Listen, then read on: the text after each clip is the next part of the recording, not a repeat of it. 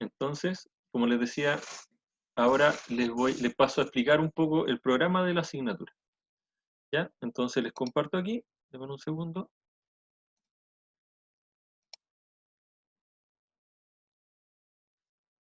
Ya, ahí está. Entonces, como les decía, la asignatura se llama Interpretación de Planos y Normas. Ya, mi nombre es Helmut Contreras. Yo hasta el momento no he tenido clase con ustedes, no sé si con alguno por ahí he tenido quizás, pero el último año, desde que asumí como jefe de carrera, en paralelo me tocó también estudiar mi magíster en ingeniería eléctrica.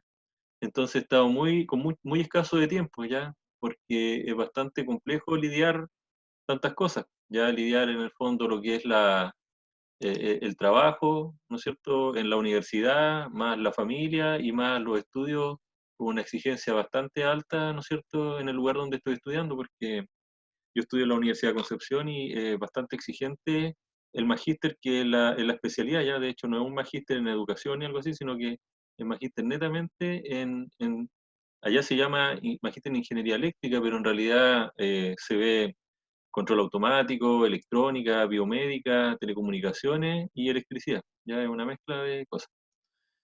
Bueno, continuando, ¿no es cierto?, con lo que les explicaba, hay una descripción, ¿no es cierto?, de este curso, ¿no es cierto?, que dice que al término de la asignatura el estudiante será capaz de reconocer las diferentes simbologías utilizadas en representaciones de procesos industriales e instrumentación industrial, además de identificar funcionalmente los diferentes tipos de plano e interpretar planos de instalaciones industriales, diagramas de flujos y PNID. Entonces, fuertemente vamos a estar orientados, ¿no es cierto?, a poder interpretar planos, distintos tipos de planos. Ya tenemos los planos eléctricos, que son muy importantes, que ustedes sean capaces de interpretarlo, porque el trabajo del automatista tiene una componente alta eléctrica. ¿Ya? Yo también aprovecho de presentarme un poco para que ustedes sepan la trayectoria que yo tengo. Yo fui alumno igual que ustedes, pero del departamento de electrónica. Estudié en la sede de Santa María, eh, Rey Balduino de Bélgica, técnico en electrónica. Esa fue mi primera carrera, ¿ya? Yo también vengo del liceo industrial, así que conozco la realidad de algunos que han hecho ese mismo camino. Ya yo estudié electrónica en el liceo industrial de Schwager y posteriormente me vine a estudiar a la Universidad Federico Santa María. Entonces, eh, después de eso, continué estudiando y estudié la ingeniería en control e instrumentación, el programa que se dicta en las noches. Entonces, ahí me metí más de lleno, se podría decir, en esta área, que es el área del control, ¿no es cierto?, de la automatización. Y cuando terminé de estudiar, inmediatamente me fui a trabajar a una empresa que era de ventas de equipos de instrumentación, ¿ya? Entonces, ahí logré adquirir experiencia en la especificación de equipo, participar en proyectos de control automático. Bueno, ahí también me tocó aprender porque lamentablemente en la universidad fue muy poco lo que vi porque fue hace muchos años el tema de la programación de PLC. Bueno, lo otro que es súper importante que ustedes tienen que manejar, aparte de los PLC, ¿no es cierto?, son los variadores de frecuencia. ¿Ya? Se usa mucho variador de frecuencia para, como elemento final de control, que es un concepto que lo vamos a ver, ¿no es cierto?, en esta asignatura. Entonces, posterior a eso, eh, trabajé 3 años en esa empresa y después me fui netamente a trabajar a la industria, donde estuve trabajando alrededor de 15 años en una planta de tableros de contrachapado. Y ahí básicamente partí desde hacer turno, después pasar por la supervisión, ¿no es cierto?, del área, después como jefe de mantención del área, después como subgerente de mantenimiento del área. Así que he pasado por todos los niveles y, y algo bueno uno logra aprender después yo ya llevo 21 años trabajando, ya desde que salí de técnico, en realidad nunca he dejado de trabajar y yo le doy las gracias en eso a la universidad porque a donde he ido no he sido súper bien reconocido. De hecho, al llegar ya y decir que uno es de la Santa María, por lo menos en mis tiempos cuando yo inicié mi trabajo, era súper bien visto. Entonces, realmente se me abrieron las puertas y hasta el día de hoy me he mantenido sin un día dejando de trabajar durante 21 años, ¿ya? Entonces, como les digo, yo conozco el trabajo que ustedes van a desempeñar, después conozco también cómo ustedes van a ir avanzando ahí, ¿no es cierto?, con los años de experiencia cuando ya logren egresar y titularse. Y un trabajo fuerte que uno hace es el trabajo eléctrico. Entonces tenemos que entender también los planos eléctricos. Nosotros no tenemos una certificación para poder firmar planos, pero sí tenemos que entenderlos. Normalmente a nosotros nos van a entregar una maquinaria y nos van a pedir que participemos en la instalación y van a venir planos, como les digo, del control, van a venir planos eléctricos, van a venir estos diagramas de flujo, los PNID, y tenemos que lograr entender todos estos planos, ¿ya? De esa forma va a ser mucho más simple lograr, ¿no es cierto?, hacer instalación de esto, o también no de repente cometer errores cuando nos pidan revisar un instrumento, ¿no es cierto?, y nos van a mostrar en un diagrama, y resulta que vamos a ir a terreno y vamos a confundir el instrumento y vamos a analizar otro o revisar otro instrumento que está al lado, porque no lográbamos comprender la nomenclatura con la que se pone en cada plano, ¿no es cierto?, ese dispositivo en particular, ¿ya? Entonces, como les digo, hay un trabajo importante que tenemos que hacer y entender lo que es un plano eléctrico, un diagrama unifilar o unilineal, por ejemplo, y también saber más o menos cómo es un cuadro de carga de un tablero, por ejemplo, de fuerza, y a qué equipo están conectados ese tablero. Entonces, eso también lo vamos a ver. Miren, pasando a la siguiente presentación, o sea, a la siguiente lámina, ¿no es cierto? Tenemos esto que se llaman las competencias. Las competencias es un poco lo que nosotros declaramos que ustedes van a lograr cuando terminen la carrera. Entonces, nosotros aquí lo que decimos es que van a lograr instalar y comisionar equipos, instrumentos y sistemas de comunicación en sistemas automatizados, ¿ya? Instalar y comisionar. Comisionar es cuando uno hace la revisión, ¿no es cierto?, si el equipo está funcionando de forma apropiada después de que se hace la instalación, ¿ya? Como les digo, los instrumentos es algo que vamos a dedicar las primeras 3 semanas, ¿no es cierto?, a entender cuáles son los instrumentos que ustedes encuentran en la industria. Los sistemas de comunicaciones también son muy importantes. Hoy en día hay muchos equipos que directamente a través de un bus de comunicación, ¿no es cierto?, para llevarlo a algo más cotidiano, a través de un cable de red, son capaces de transmitir información, ¿no es cierto?, que viene desde el proceso y la transmite, ¿no es cierto?, hacia un controlador que es el que se encarga finalmente de modificar la apertura de una válvula, la velocidad de un motor, para lograr, ¿no es cierto?, que una variable se mantenga en un cierto valor. Después dice, desarrollar un plan de actividades para supervisión de montajes y puesta en servicio de instalaciones automatizadas. Bueno, el desarrollar el plan, resulta que estas son competencias cuando ustedes egresen. Esto se ve acá un poco, pero más de lleno lo van a ver en la asignatura que también hago yo próximo año con ustedes, que va a ser el último semestre, que es la de mantenimiento. Ya ahí se desarrolla más un plan de cómo supervisar la puesta en servicio y todo eso. Bueno, junto con otras asignaturas que también contribuyen a que ustedes logren este perfil. Después dice ejecutar instalaciones y o montaje de equipos de control e instrumentación de acuerdo a especificaciones del proyecto, disposiciones legales y seguridad vigente. Entonces, bueno, aquí precisamente estamos en ese punto, que ustedes logren entender un diagrama, logren entender un plano y a través de eso puedan hacer la instalación, ¿no es cierto?, el montaje de un equipo de acuerdo a lo que dice la documentación que se les va a entregar. Después de eso, tenemos esto que se llaman los resultados de aprendizaje. Entonces, como les decía, lo que vimos anteriormente es la competencia que ustedes tienen que lograr al final de la carrera. Ya hay varias más, estas son algunas, aquí están las 7, las 10, las 11, pero obviamente hay del 1 al 6 y hay más de 11. Y por otro lado, tenemos los resultados de aprendizaje, que esto es netamente en esta asignatura, ¿ya? Estos resultados de aprendizaje hay en todas las asignaturas resultados de aprendizaje y todos estos contribuyen a lograr esas competencias que les leí anteriormente.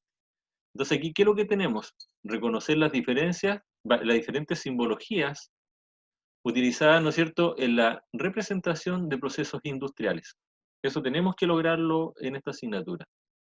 Identificar funcionalmente los diferentes tipos de planos, ¿ya? Por eso les decía, hay diferentes planos que vamos a revisar. Interpretar planos de instalaciones industriales, diagramas de flujo y PNID.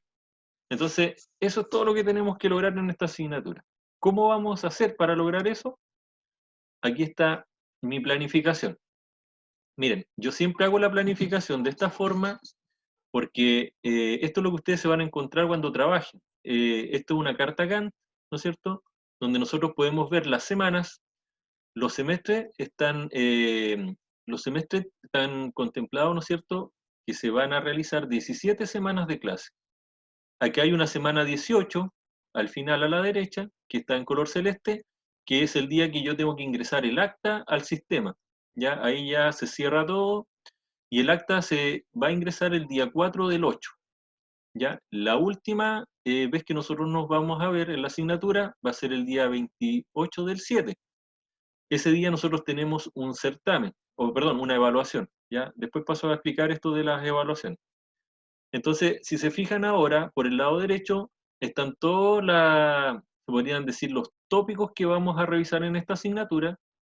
Está dividido en 3 unidades, donde la primera unidad, ¿no es cierto?, es la que vamos a comenzar a partir de hoy día, y básicamente es revisar conceptos de instrumentación y de control industrial, ¿ya? Posteriormente, vamos a tener una segunda unidad que es netamente entender esto de los diagramas PNID ya a través de una norma que existe internacional, que es la norma ISA, ¿ya? En todos los temas relacionados con automatización, ustedes tienen que saber que esta norma es la que a nosotros rige, ¿no es cierto?, se podría decir nuestro trabajo, ¿no es cierto?, rige la forma en la que hacemos los planos, y hay normas ISA para otras cosas más, no solamente para los planos. En este unidad 2, nosotros nos vamos a centrar en una de las normas ISA, que es la 5.1. Esa es la norma que derechamente habla de lo que tiene que ver con la simbología que se usa en los diagramas, ¿no es cierto?, PNID. Además, disculpen, se estaba conectando alguien más. Además, aquí vamos a lograr, ¿no es cierto?, al final ya de esta unidad, el lograr interpretar un PNID, ¿ya? Hoy día yo les voy a mostrar algunas herramientas que yo cuento, ¿no es cierto?, que después se las voy a enviar para que ustedes las tengan también, ¿ya?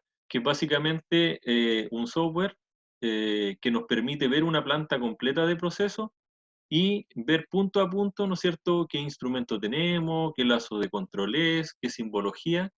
Yo sé que a ustedes les va a gustar bastante cuando les muestre esa aplicación, ¿ya? Porque una aplicación, eh, además, que está orientada al mundo minero de aquí de Chile, es una aplicación hecha en Chile. Entonces, el mundo minero es un mundo súper importante para nosotros, ¿ya? Muchos de nuestros alumnos se van a trabajar al norte, desarrollan carreras súper buenas. Hay un alumno que hace poco dio su examen de grado, pero él salió hace más de 2 años y nos contaba cómo está muy bien posicionado en un tema súper importante, que es el tema de transmisión de energía eléctrica. La transmisión de energía eléctrica, ¿no es cierto? Ustedes pensarán es algo netamente eléctrico, pero no es así. Hoy en día tiene mucha automatización y de hecho dice que a él le ha ido muy bien en esa área porque se metió en este mundo del tema más eléctrico, pero con los conocimientos de automatización y ha logrado desempeñarse bien en estas redes inteligentes, ya redes que son capaces de que si hay un desperfecto por un lado, automáticamente se conectan por otro y de ese tipo de cosas. Entonces, como les digo, el norte es algo súper importante, entonces nosotros vamos a trabajar con una aplicación minera donde vamos a poder ver una planta industrial completa y poder ir y revisar cada lazo de control y ver no solamente el elemento físico, sino que también cómo es la simbología que se usa para representar ese elemento, ¿ya? Entonces, esto, como les digo, es en la parte 2, la unidad 2, donde vamos a ver esto, que esto va a comenzar, miren, fíjense que nosotros vamos a tener 3 clases, si se fijan acá arriba, de la unidad 1, esto que está en azul, que estoy destacando ahí con el mouse, es todo lo que dura esa unidad. Nosotros tendríamos una evaluación el 5 del 5, que esta evaluación va a ser a través de un trabajo. Este trabajo yo voy a intentar subir desde antes que tengamos la próxima clase el enunciado. Como les digo, en este trabajo ustedes van a usar esta aplicación que yo les menciono.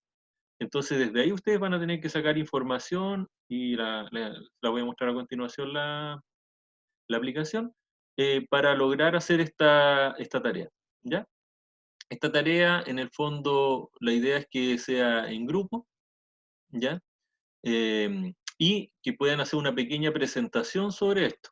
Ya, yo en este momento tengo sus micrófonos bloqueados, pero perfectamente podría habilitar algún micrófono y ustedes pueden tomar incluso el control de la pantalla y mostrar una PPT de esta misma forma, como yo lo estoy haciendo acá. De hecho, hemos tenido algunas presentaciones de trabajo de título en la semana y la semana pasada también, y los alumnos se han manejado súper bien con la plataforma Zoom, ¿ya? Eh, Así que en ese momento ustedes van a tener que presentar, ¿no es cierto?, a grandes rasgos cómo hicieron su tarea y los resultados, y con eso vamos a tener una primera evaluación. Después tenemos una segunda evaluación que aquí sí o sí va a ser un certamen, ¿ya? Que esto va a ser el 16 del 6, ¿ya? Bueno, aquí está considerada una semana en rojo, que es una semana que no tendríamos clase, según calendario académico, y en esta evaluación aquí ya va a ser un certamen. Los certámenes son cosas súper prácticas. Yo trato de no preguntar cosas que se aprendan de memoria, sino que básicamente se les pone algún problema y ustedes dan una respuesta en base a lo que vimos, ¿no es cierto?, en esta unidad.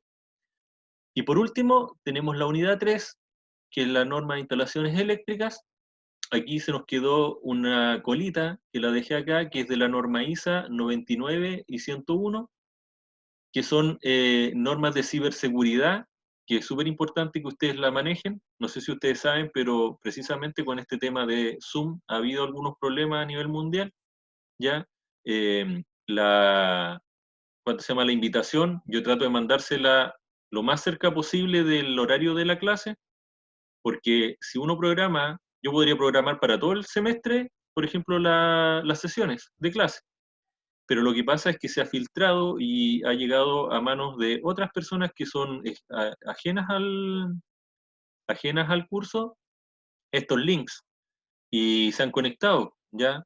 De hecho, nos pasó algo bastante fome, se podría decir, el día viernes, que hicimos la presentación para los alumnos nuevos, y yo estoy seguro que habían alumnos que no eran de la carrera y se pusieron a rayar la PPT y hacer cosas ahí, y en el fondo eso es lo que queremos evitar. Entonces, eh, yo sé que ayer, bueno, me mandó Judith en la noche el tema de ¿cuánto se llama?, de algunos puntos que se trataban en una asamblea, y aparecía eso de mandar con más anticipación los links, pero está ese riesgo, que si lo mandamos con más anticipación, puede llegar a manos de personas que no corresponden a la clase y se conecten al sistema. Ya, entonces el tema es ese, de que vamos a hablar un poquito de ciberseguridad, les voy a mostrar que existe una norma donde nos da algunas recomendaciones de cómo tratar el tema, ¿no es cierto?, de la ciberseguridad, que para nosotros también es súper importante porque trabajamos mucho con computadores que controlan procesos y esos computadores tienen que tener algunos resguardos para que desde afuera no puedan acceder. Ya por ahí les voy a contar la historia y les voy a subir un documento que es sobre un virus que se llama Stuxnet, que es un virus que afectó a un PLC Siemens en Pakistán. Entonces ya los virus no solamente afectan a computadores, ya hay virus que también afectan a controladores, y aquí es súper importante que ustedes puedan entender de que en un computador nosotros podemos perder datos, ¿no es cierto? Que puede ser terrible, porque puede ser, no sé, por el trabajo de título que está a punto de terminar y lo perdí, ya, súper terrible, pero no es tan terrible como en el caso de afectar a un controlador, por ejemplo, a un PLC. Quizá la palabra PLC todavía no la logran comprender completamente a qué me refiero, pero el PLC, ¿no es cierto?, es un equipo que controla un proceso real. hay máquinas reales, hay equipos que se mueven. Entonces, por ejemplo, en el caso de Stuxnet, atacó a una planta de energía nuclear y hizo que equipos trabajaran a velocidades a las cuales no debían trabajar y se terminaron dañando esos equipos.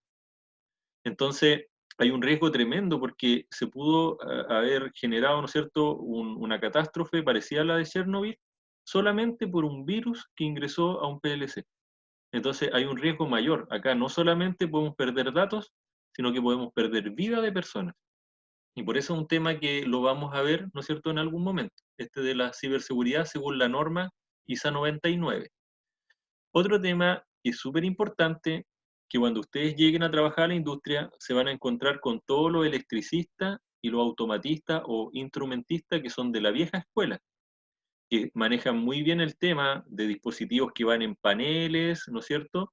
Pero no tanto el tema del diseño de una pantalla hecha para que un operador opere desde un computador un proceso. Entonces, hay una norma que es la ISA 101, donde nos da recomendaciones de cómo hacer una pantalla para que el operador pueda de mejor forma controlar un proceso, que no tenga ambigüedades. Por ejemplo, puede ser de que yo use botones de color rojo en la pantalla y resulta que la norma especifica de que el rojo solamente es para alertar de una emergencia. Entonces puede prestarse para confusiones si no hacemos caso a las recomendaciones que nos da esta norma. Entonces la vamos a revisar. Para eso le vamos a dedicar a esas dos normas un solo día. Ya va a ser súper breve, va a ser una pincelada. De todas maneras, yo le estoy tratando de subir al aula toda la información que tengo disponible de las normas, ya las normas completitas. De hecho, ayer le subí todos los pliegos técnicos eléctricos, ya que los paso a explicar a continuación. Después de ver esa colita que nos queda ahí sobre norma ISA, ¿no es cierto? Esta norma 99 y 101, vamos a pasar a ver lo que es netamente la norma eléctrica chilena, la 4-2013, ya que del año 2013 es la norma en realidad que nosotros tenemos en Chile, pero por un tema de no modificar la ley eléctrica, se desarrollaron unos pliegos técnicos, ya que son especificaciones que profundizan en algunas cosas que dice la norma. Entonces, si la norma dice, por ejemplo, que hay que usar un cierto tipo de conductor, ya para la fase, otro con un color en particular, otro para neutro, otro para la tierra, en estos pliegos técnicos detalla aún más, ya detalla aún más cosas relacionadas con eso. También pueden encontrar, por ejemplo, algunos cálculos simples, cuando yo quiero alimentar, por ejemplo, un motor, o como les digo, llegó una máquina nueva totalmente automatizada y a nosotros nos pasan ese proyecto, entonces nosotros tenemos que saber cómo alimentamos esa máquina, ¿ya? ¿Qué tipo de conductor le ponemos? ¿Qué sección? ¿Dónde va a estar la tierra? Todo ese tipo de cosas. Entonces, en esta unidad nosotros vamos a revisar eso. Ya en esta unidad, que es la unidad de la norma eléctrica, vamos a revisar tanto los pliegos técnicos como la norma propiamente tal, que es lo que dice, y finalmente vamos a llegar al último punto, que es desarrollar un diagrama unifilar. ¿Ya? Es un tipo de diagrama eléctrico donde uno puede, a través de líneas solamente, poner donde hay un transformador, por ejemplo, una protección, ya un tablero de distribución y una carga. ¿Ya? Entonces vamos a llegar a ese punto. Y eso ya sería la última evaluación, que sería el 28 del 7. ¿Ok? Déjenme ver si... Entonces, y a continuación, aquí está un poco el reglamento y vamos a ver el tema de las evaluaciones. Entonces, para aprobar esta asignatura usted debe tener, ¿no es cierto?, un 55. La fecha de evaluación no son modificables, ya hay fechas ahí que están fijas. Miren, voy a terminar esta lámina y voy a abrir los micrófonos para que podamos conversar un poco. El tema de la evaluación, como les digo, el certamen va a ser un certamen que se va a hacer como se hizo en la fase 1 del semestre pasado, y yo lo voy a tener, ¿no es cierto?, cargado ahí lo voy a tener cargado en el aula, y bueno, lo ideal es que lo puedan hacer en el horario de clase. Ahora, si no pueden hacerlo en el horario de clase, yo lo puedo dejar abierto para que puedan durante el día desarrollarlo y obviamente ustedes van a tener que tener un tiempo para desarrollar eso, ya no es un tiempo indefinido. Ya va a ser un certamen, no sé, que tenga un tiempo máximo de 1 hora y media. Y como les digo, aquí a mí no me interesa que ustedes tengan, si quieren, libros, cuadernos, internet abierto, porque los certámenes que yo hago son normalmente de experiencias industriales que yo he tenido y por lo tanto las respuestas no están en internet, ¿ya? Porque son cosas que viví yo y yo sé cómo se solucionaron. Y en el fondo la idea precisamente es que ustedes usen el material que van a tener disponible, ¿ya? Esa es la idea, porque cuando uno trabaja, no es el tema de que me dejan encerrado en una pieza y me hacen resolver un problema sin tener ningún tipo de herramienta. Es todo lo contrario. En la universidad, o sea, perdón, en el trabajo ustedes le van a dar todas las herramientas. Ahí está ¿cuánto que se llama? El pañol, ahí está el taller, ahí está el computador con internet, ahí está el computador con los software, ¿no es cierto?, para conectarse a los PLC y poder buscar una falla. O sea, le van a dar toda la herramienta y usted tiene que aplicar los conocimientos, usar la herramienta y resolver el problema. Es precisamente lo que yo voy a hacer en ese certamen. Tienen todo disponible y resuelva el problema que yo les voy a plantear. Así que, como les digo, y también si ustedes, normalmente la solución a este problema no es una solución única, ¿ya? Hay diferentes formas de solucionarlo, entonces también el que ustedes de repente conversen entre ustedes para ayudarse, vamos a ver, porque, por ejemplo, a veces hay programas que yo le he pedido en algunas partes de alguna asignatura, inmediatamente se identifica cuando un programa se copia, porque todas las personas programan de una forma distinta. Es como escribir un poema, cada uno lo escribe de una forma distinta, entonces es súper fácil darse cuenta cuando se ha copiado, ¿ya? Y por último, hay una evaluación 3 que va a ser a través de una disertación, ¿ya? La evaluación 3 es la que tiene que ver con la parte eléctrica netamente, y ahí también, pues yo les voy en grupos, les voy a dar diferentes partes, ¿no es cierto?, de un proceso que se tienen que alimentar con ciertos conductores, y ustedes van a tener que hacer algunos cálculos mínimos, definir qué tipo de conductor se usa, le voy a dar algunas distancias, y finalmente ustedes hacer un diagrama unifilar. ¿Ya? Ahí vamos a buscar qué software usar. Yo tengo un software que es súper livianito que se llama el Cadecimu, que sirve para hacer diagramas eléctricos, diagramas de control, incluso pueden poner ahí un PLC en el plano, y no solamente poner el dibujo del PLC, sino que también pueden programar ese PLC y hacer pruebas con el PLC. ¿Ya? Entonces, y por último, hay un 10% que corresponde a trabajos hechos en clase, que van a ser esta guía que a partir de la próxima semana yo les voy a entregar, ¿no es cierto? Después de que dé una explicación como esta, y ustedes la van a desarrollar y me la van a enviar al final de la clase de vuelta. O vamos a tratar de cargarla directamente en aula, cosa que ustedes la completen ahí, y va a quedar inmediatamente subida. Entonces, ahora voy a abrir un poquito los micrófonos.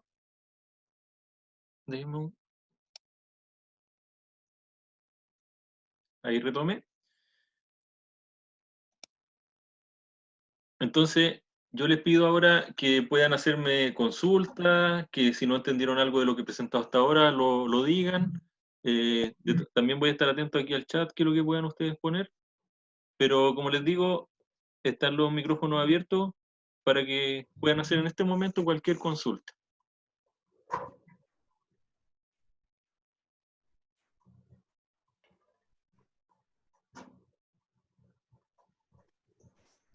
Profesor, la aplicación que dijo que íbamos a utilizar, ¿va a dejar algún link para descargarla en el aula? ¿O la buscamos? Sí, miren, la aplicación yo la voy a subir al aula porque es livianita. Miren, denme un segundo y se las muestro así rápidamente para que sepan de qué estoy hablando. ¿Ya?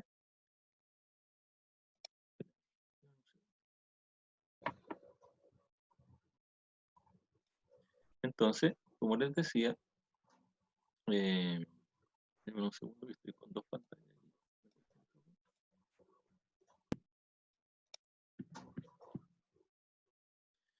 Ya, miren, nosotros vamos a trabajar con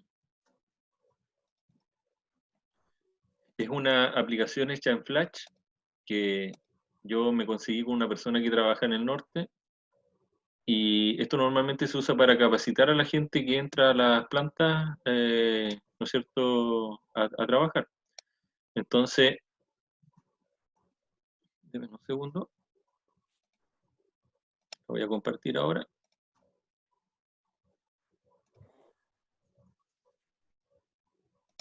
Ya, ¿logran ver?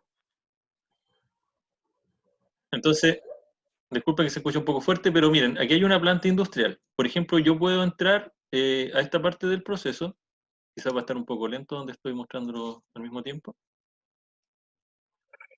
Y fíjense, esa parte del proceso me muestra todo un esquema, ¿ya? Si yo voy a, disculpen, a ver, ¿me escuchan? ¿Se ve la aplicación? Si alguien Sí. puede responder, ¿sí? Ya. Sí, Entonces, se miren, ve y se escucha. ya, excelente. Entonces, por ejemplo, ustedes ven aquí un proceso.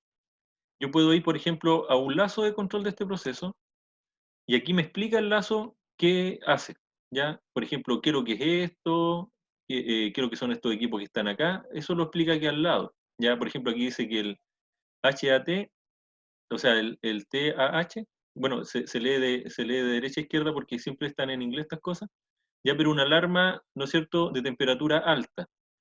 Esta simbología que ustedes ven aquí, y la nomenclatura HAT, es la que viene desde la norma ISA 5.1. Ese número que está abajo, el 7360, es el número de tag. Si se fijan, todos estos equipos tienen el mismo número abajo porque todos corresponden a un lazo de control. Miren, por ejemplo, aquí yo tengo un elemento de temperatura y un transmisor de temperatura. Y lo que nos permite esto es que si yo hago clic ahí, me va a llevar y me va a mostrar cómo es el equipo físicamente. ¿Ya? El equipo es ese, ¿no es cierto? Ahí hay un flange. Toda esta terminología la vamos a ir viendo, ¿no es cierto?, durante el semestre. Tenemos un flange, tenemos una vaina, ¿no es cierto? Tenemos un cabezal, bueno, un flexible, un conduit flexible, y esto es un instrumento, en realidad, es un elemento primario que es una PT100, ¿ya? Yo no sé si ustedes, por ejemplo, hasta ahora en alguna asignatura les mencionaron este tema, por ejemplo, en particular. ¿Qué es lo que es una PT100? ¿Alguien sabe? ¿Quién me puede contestar? ¿Alguna idea? ¿Ya? Bueno, aquí... Disculpe, profe, ¿qué dijo? Sí, sí, disculpen. Ya, como les decía, mire, estamos viendo este proceso y nos centramos la atención en un punto donde aparecían dos circulitos, ¿no es cierto? Y uno decía un ET y al lado aparecía un TT. Entonces yo pinché donde decía ET y fíjense que nos llegó una imagen. Y esta imagen muestra este aparato que está aquí al medio y nos dice aquí al lado que esto es una PT100. Entonces yo pregunto a la universidad que si ustedes saben qué es lo que es una PT100, ¿para qué sirve? ¿Cuál es su función? No, no importa que no sepa, nada, me dicen nomás, no, en realidad no sabemos, profesor. ¿Ya? ¿Alguien sabe? Porque de repente me ha tocado también que hay alumnos que han trabajado ya y a veces manejan bastantes cosas, ya, que de la especialidad. Bueno, como les digo, no se hagan problemas, ustedes no tienen por qué saber esto, yo solamente estoy preguntando para ver. Ustedes tienen otra asignatura que es la de instrumentación, donde van a ver con más detalle todavía este mismo tema. Pero básicamente este es un dispositivo que nos permite medir una temperatura a través de la variación de una resistencia. En realidad el nombre de este aparato es una RTD, pero dentro de la gama de las RTD hay varios tipos y nosotros aquí trabajamos con una que se llama PT100, que esta es una resistencia como la que ustedes vieron, ¿no es cierto?, en electrónica o en análisis de circuito, pero es una resistencia que tiene la cualidad de que dependiendo de la temperatura que está pasando por este ducto que se ve acá abajo, varía su resistencia. Entonces, cuando tenemos 0 grados, esta presenta una resistencia de 100 ohms, y cuando empieza a subir la temperatura, su resistencia empieza a aumentar.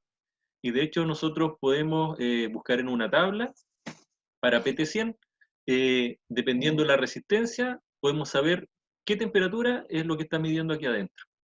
¿Ya? Aquí puede estar pasando un líquido, ¿no es cierto?, caliente, o gases calientes, ¿ya? Y eso permite esto. Fíjense que al lado de esto aparece un TT, ¿ya? bueno, cuando le hago clic, fíjense que me muestra eso nomás. Pero el TT puede que esté en este mismo cabezal que se ve acá arriba, ¿ya? Este cabezal permite instalar ahí un equipo que se llama transmisor. El transmisor, ¿qué es lo que hace? Toma esa resistencia, que varía con la temperatura, y la transforma en una señal normalizada que viaja hasta el control. La señal normalizada, que se usa en automatización y en instrumentación, es normalmente una señal de corriente que es de 4 a 20 miliamperes. No sé si antes habían escuchado estas señales de 4 a 20 miliamperes.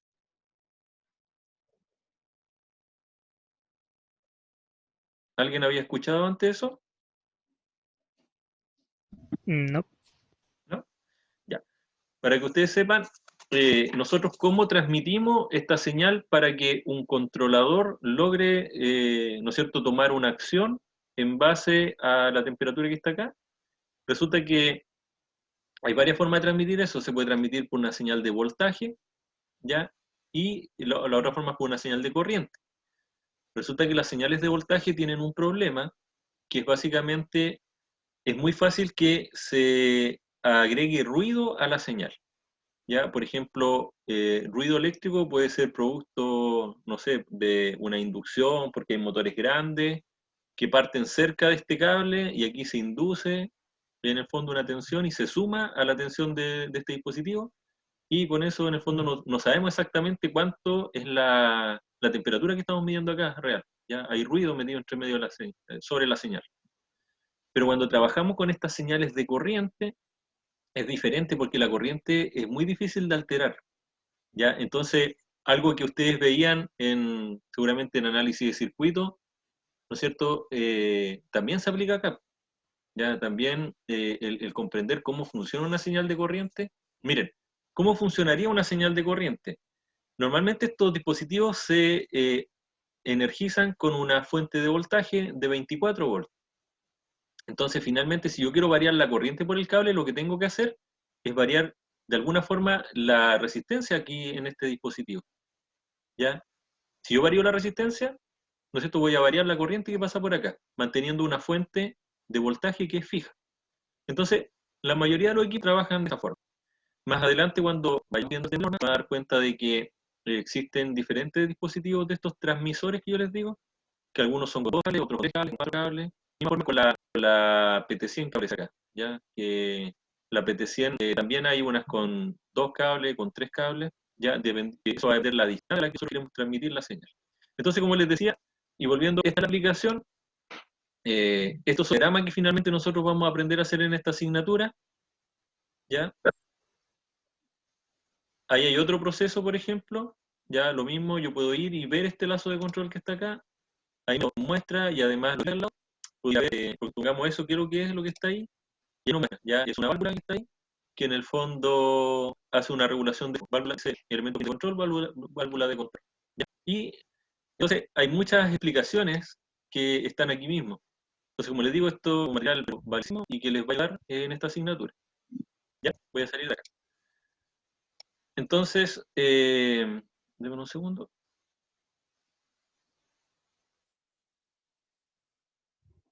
Ya. Eso es. No sé si ahora queda un poco más claro y pueden comentar acerca de la evaluación, de la planificación. No sé si hay algún comentario. Ahí está abierto el micrófono, señores y señoritas. Así que si hay algún comentario, alguna pregunta hasta este punto, por favor. ¿Todo bien?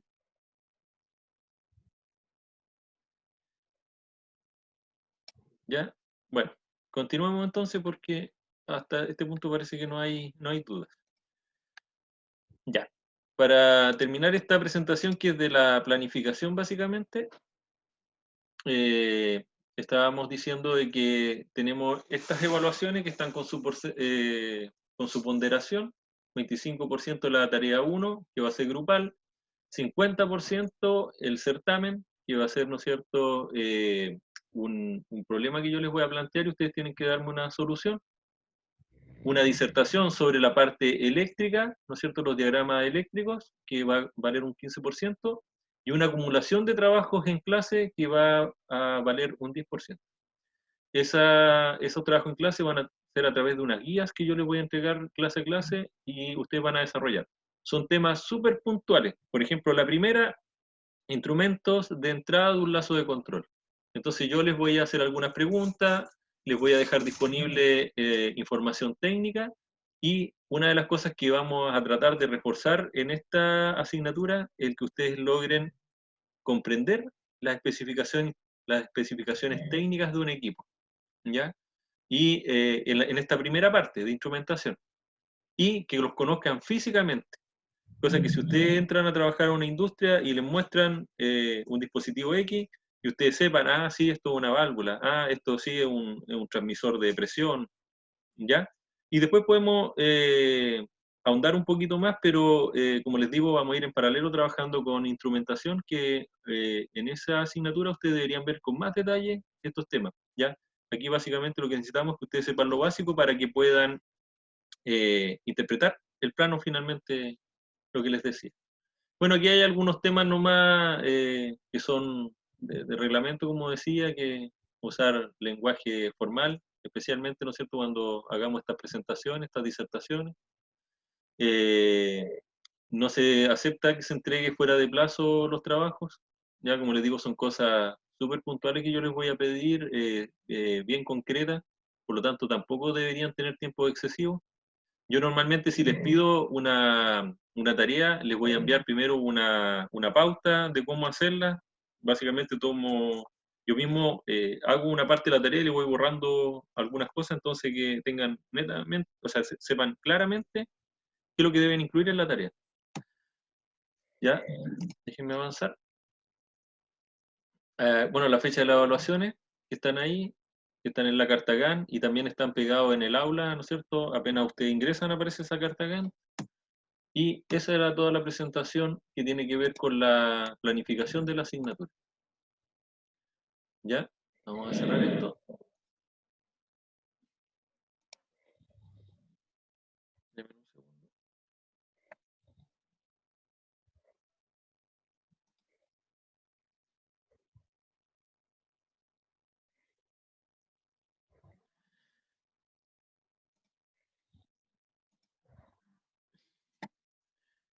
Y ahora vamos a pasar a revisar unos conceptos. Denme un segundo que se está cerrando.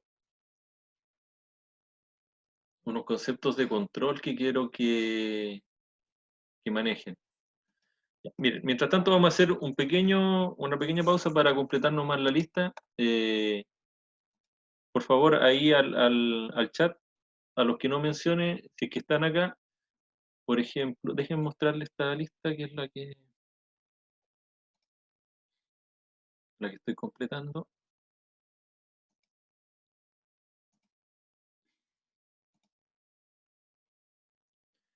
Ya, estos son los que tengo, las personas que tengo registradas hasta el momento. Roberto Allende, no sé si estará. Ahí puede ponerme en el chat. Bueno, ahí ustedes mismos los pueden ver.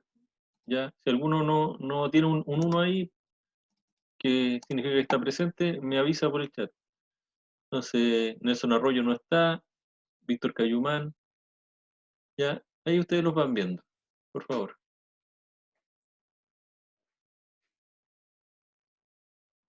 Ya, así que los que estén participando de la clase y no estén en esta lista, con un 1 al lado aquí derecho, por favor.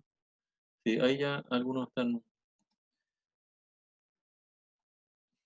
Vamos a ver inmediatamente quiénes son. Nicolás,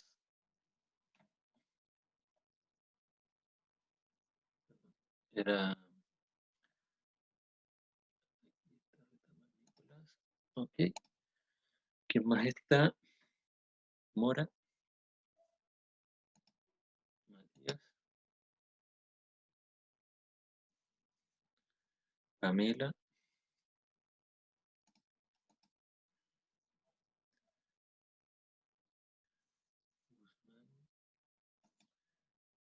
Eduardo, ¿quién más está? Sergio, Marcelo,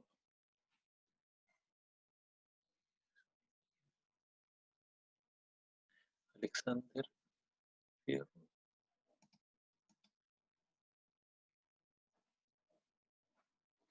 A ver si falta alguien más hacia arriba. Retamán, Mariqueo, Nelson, Nelson.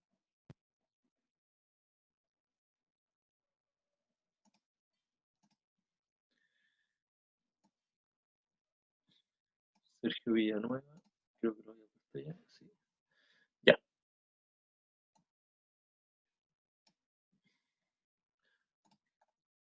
Entonces, tenemos conectado en este momento, segundo, hay 18 conectados.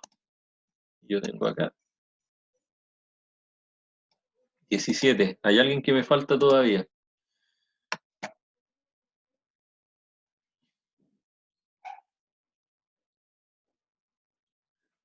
Todavía me falta incluir a alguien.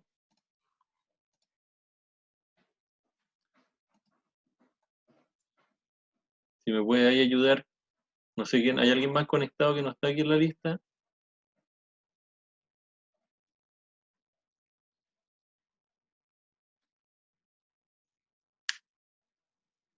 No sé quién es. Ya. Bueno, después vemos quién falta. Miren, ahora vamos a pasar a revisar unos conceptos, ¿no es cierto?, del tema de control.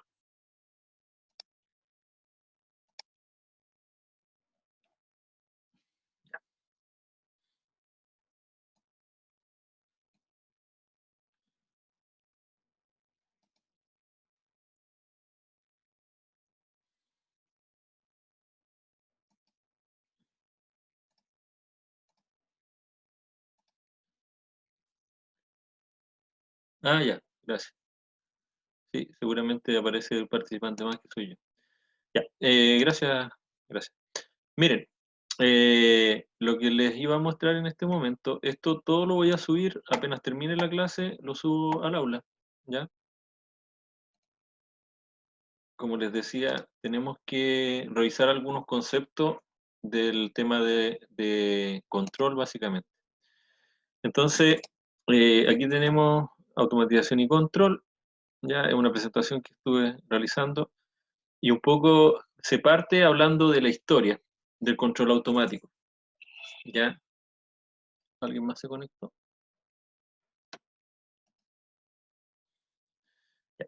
Miren, en esta presentación parto explicando un poquito de la historia del control automático para llegar finalmente a lo que son los lazos de control, tanto lazo abierto como lazo cerrado, ¿no es cierto? Y explicar algunos temas relacionados con eso. Para que ustedes vean lo antiguo que son los sistemas de control, ustedes pueden ver a Cesibius, que aparece por acá, ¿no es cierto? Que es un tipo que desarrolló un reloj en el 250 a.C., que ustedes lo pueden ver acá, ya, una imagen de ese reloj. Aquí hay un link de YouTube, perdón, disculpe, no había avanzado esto, ahí sí, ahí sí, disculpe. Como les decía, entonces esta persona en el 250 a.C. desarrolló un reloj, ya que ustedes tienen que entender de que la mayoría del control antiguamente era netamente mecánico y hoy en día el control es netamente electrónico, ¿ya? Por eso que nuestra especialidad está muy ligada a la electrónica. Entonces, ¿cómo funcionaba esto? Bueno, a través de un líquido que ingresaba a estos recipientes, ya esto que está acá, ¿no es cierto? Dependiendo de cómo se llenaba este recipiente, subía, bajaba. Entonces, como les decía, incluso yo les dejé un link ahí que son con algunos videos. Denme un segundo para ver si se puede.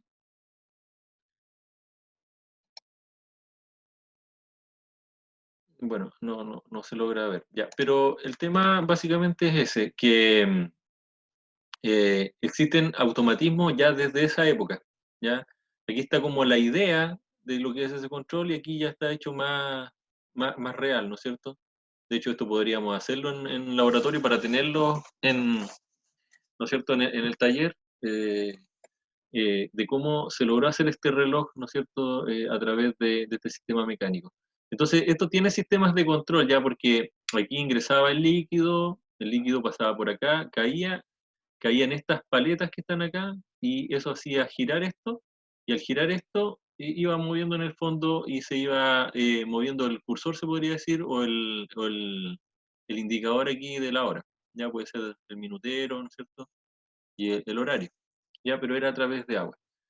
Entonces, podemos ver que en Alejandría también, Herón, el 100 después de Cristo, publicó, ¿no es cierto?, un libro denominado Neumática, en donde se describen varios mecanismos de nivel de agua con regulación con un flotador. ¿Ya? Por ejemplo, aquí este flotador que está acá, al moverse, ¿no es cierto?, dependiendo del nivel, bueno, iba dando una indicación y también se podía hacer algún tipo de control. Ya Herón de Alejandría hizo varias fuentes también, ¿no es cierto?, que en ese tiempo esto era muy, se podría decir, estos artilugios que hacían, mecánicos. Bueno, por acá está el link, entre paréntesis, pueden ver un pequeño reportaje, ¿no es cierto?, que se hace sobre esto. Era muy asociado a los temas, se podría decir, esotéricos, a los temas como de magia, ¿ya? Después tenemos a Drevel, ¿no es cierto?, holandés, que construyó en 1618, ¿no es cierto?, época más o menos de la Revolución Industrial, una incubadora con una regulación de temperatura. ¿Ya? Imagínense, ya de esa época se hacían equipos como este, y se podría decir, el invento más importante, ¿no es cierto?, que hizo esta persona, 1620, fue un submarino que lo pueden ver aquí. Drevel, ¿no es cierto? Es un submarino que obviamente tiene sistemas de control para evacuar el agua, ¿no es cierto?, que se mete a las cámaras para que esto pueda sumergirse. Entonces, el control ya lo podemos ver desde esa época. Ya esto considera un control de la época moderna, ¿no es cierto? Y los que vimos antes eran de la época antigua. Otra equipo que es muy importante, y yo aquí también les dejo el links y les pido que por favor en la semana revisen este video, es de James Watt, ¿ya? En 1769, él desarrolló este controlador que está acá. Esto ya es un controlador que permitía regular, ¿no es cierto?, el flujo de vapor hacia un motor a vapor, ¿ya? Tienen que pensar que en ese tiempo estaba la máquina a vapor, era la que se usaba para, como fuerza, ¿no es cierto?, para los procesos, como la energía que hacía que se movieran los telares, ¿no es cierto?, de la industria. Y él desarrolló este equipo, ¿no es cierto?, que gira y tiene unos contrapesos y permite regular la velocidad de un motor a través de esta máquina. Entonces, como les decía, es más orientada a la mecánica. Hoy en día todo esto lo hacemos de forma electrónica. Pero ustedes tienen que saber que cuando trabajen en la industria, hay parte de los procesos que son muy antiguas y funcionan bien. Entonces se mantienen algunos sistemas que son más mecánicos. Yo hice el año pasado una capacitación a gente de ASMAR y ellos todavía tienen mucho control dentro de los submarinos, que es control neumático, ya que es netamente temas mecánicos, no son eléctricos. Disculpen, ¿alguien más se conectó? Entonces, como les digo, hay que entender un poquito y saber de dónde vienen, ¿no es cierto?, de dónde viene la automatización. Bueno, hay otros temas acá que aparecen un poco de la historia del control. Aquí habla netamente de lo que es la teoría matemática del control, que es una asignatura que ustedes van a tener el próximo semestre, ¿ya? Hay una asignatura sobre esto, y ahí se va a ver con más detalle. Entonces, primero aparece con ecuaciones desarrolladas por Maxwell en 1831, él vivió hasta 1879, y consideró una teoría matemática relacionada con la teoría del control usando modelos de ecuaciones diferenciales. ¿Ya? Esta es una parte súper compleja de nuestra especialidad, de que la parte de control netamente es muy matemática. ¿ya? Y ahí él introdujo conceptos de estabilidad, modelos matemáticos simples, importancia de la acción integral, linealización, estabilidad con problemas algebraicos, ya una serie de matemáticas aplicadas al control. Después tenemos por acá más matemáticas, ¿no es cierto? Aquí, para que ustedes sepan, existen diferentes mundos. Está, por un lado, el desarrollo en control de los americanos, por otro lado, los europeos y por otro lado, los rusos. Esto lo vamos a pasar rápidamente porque es una cosa que van a ver ustedes más adelante y se escapa un poco de lo que, del propósito de la clase de hoy día. Bueno, aquí hay otros nombres que ustedes los van a escuchar mucho. Lyapunov, por ejemplo, ya que tiene que ver también con conceptos de estabilidad en el tema del control. Ustedes van a escuchar también hablar mucho de Nyquist, que aparece aquí en 1932. Ya, de hecho, eh, hay temas que van a ver, por ejemplo, los diagramas de Bode, que son para ver temas, ¿no es cierto?, de funcionamiento en la frecuencia de un sistema. Eh, entonces son nombres que aparecen, yo los puse en esta presentación y esto podríamos decir un poquito es como de cultura general sobre la especialidad, ¿ya? No es para que yo lo evalúe ni lo pregunte, pero ustedes deberían conocer algo de eso. Aquí aparecen los grandes desarrollos en el Reino Unido, en la Unión Europea, en Alemania, y por otro lado, ¿no es cierto?, otros aportes también, ¿no es cierto?, en otros lugares del mundo, ¿ya? Eso lo vamos a pasar más o menos rápido, ¿ya? Entonces, a lo que quiero llegar. Bueno, aquí aparece un tema muy importante de que la forma en la que se ve todo este tema de control, en algún momento se empezó a hacer en el dominio del tiempo, ¿ya? Hay distintos dominios en el que se puede eh, hacer análisis y toda la matemática relacionada con el control. Pero el dominio del tiempo es un dominio que es complejo de trabajar, pero con los computadores se lograba hacer. Y lo más, se podría decir, avanzado en temas de control es el trabajo con variables de estado, ¿ya? Que es un tema, como le digo, que escapa, pero hay que saber de que el control hoy día y toda la matemática asociada está a través de estas que se llaman variables de estado. ¿Ya? Pero aquí ya nos vamos al tema que me interesa que manejen para poder entender finalmente estos lazos de control. Entonces tenemos sistemas o sea, sistemas de control y estamos en la parte que habla netamente del sistema. Entonces, aquí ustedes tienen que entender de que en el control nosotros vamos a hablar mucho de lo que es una caja negra, ¿ya? La caja negra, ¿qué significa? De que a nosotros nos interesa saber qué relación existe, ¿no es cierto?, entre la salida respecto, ¿no es cierto?, a la entrada, pero no nos interesa saber el detalle de lo que hay acá adentro. Solamente sabemos que si la entrada opera de una forma, ¿cómo va a operar la salida? ¿Ya? Entonces, a eso se refiere con una caja negra. Y esto es una mirada sistémica. ¿Ya? No nos vamos al detalle de lo que pasa aquí adentro, sino que vamos básicamente a los efectos. ¿Ya? Entonces, sistema es un conjunto de componentes que interactúa, donde lo importante son las relaciones entre entrada y salida, más que la interacción entre los componentes que la forman. Entonces, lo que nos interesa es saber lo que pasa entre entrada y salida. En un sistema puede ser un sistema puede ser una estación de generación de energía completa o quizás solo un motor eléctrico. No importa la complejidad de esto. Entonces, como les digo, este proceso que está aquí al medio, nosotros no nos importa mucho qué es lo que es. Ya puede ser un motor, puede ser una planta completa. Lo que nos interesa saber es que si yo aplico una cierta entrada, ¿qué va a ocurrir con la salida? Entonces, aquí podemos ver un ejemplo de que el comportamiento de un sistema donde tenemos una resistencia y un condensador es muy parecido a donde tenemos un calefactor, ¿no es cierto?, y un recipiente con líquido. En este caso, nosotros aplicamos una tensión acá, ¿no es cierto? Este condensador va a empezar a cargarse de esta forma, como aparece en la gráfica. Acá estamos en el tiempo, aquí estamos, ¿no es cierto?, en el voltaje, y vemos cómo el condensador empieza a cargarse, dependiendo, ¿no es cierto?, del valor de la resistencia, y eso nos va a permitir saber el comportamiento de esto. En el caso de abajo, tenemos un estanque, o sea, perdón, un recipiente con agua. aplicamos este calefactor que está acá, ¿no es cierto?, con los cables rojo y azul, y aplicamos esta una resistencia que se calienta, como el hervidor que ustedes tienen para hervir el agua en la casa, y vamos a ver que la temperatura empieza a subir lentamente hasta que llega, ¿no es cierto?, a la temperatura cercana, ¿no es cierto?, a 98 grados.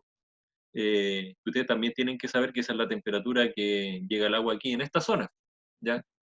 Que estamos a nivel del mar. Pero si nos vamos a una minera a 3.000 metros, el agua no va a hervir a 98 grados. Lo más probable que va a hervir a 80 grados, ¿ya? Entonces, esas cosas tienen que saber. Ahora, ¿qué pasa si este recipiente yo lo cierro? Aquí va a subir la presión y el agua puede hervir a temperaturas mucho más altas. Podemos llegar a 300, 400 grados para que hierva el agua.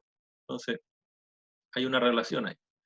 Pero lo importante es que, independiente de que sea una resistencia con un condensador, un estanque con agua con una resistencia, se comportan igual. Y desde el punto de vista del control nos interesan los comportamientos de estas cosas, ¿ya? Entonces, después los sistemas los podemos subdividir. Entonces, este era un sistema, ¿no es cierto? Sistema de medición de temperatura. Tiene una entrada, que es temperatura, tiene una salida, que es una lectura. Y acá abajo podemos separar este sistema.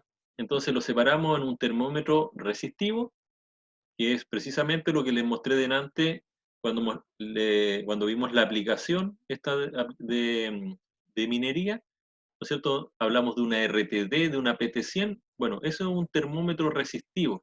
Varía su resistencia con la temperatura. Esa variación de resistencia se debe ir a otro circuito, se debe ir a un circuito que se llama puente de Wheatstone, ya que es un circuito súper simple donde cuenta con 3 resistencias más y esta resistencia, y se produce un desbalance, se podría decir, entre 2 puntos, y en base a eso nosotros logramos, deme un segundo, en base a eso nosotros eh, tener una señal, que en este caso va a ser eléctrica, que nos permite transmitir, ¿no es cierto?, esa temperatura finalmente hacia un controlador. Y por último tenemos un medidor, que puede ser simplemente un indicador visual, ¿ya? Y como salida tenemos la lectura sobre una escala. Entonces, en el fondo, esto quiere una entrada y una lectura, imagínense como un termómetro, aquí lo separamos en varios elementos, ¿ya? Entonces, ahí tenemos el tema del sistema. ¿Ya? Entonces, el sistema se puede modelar.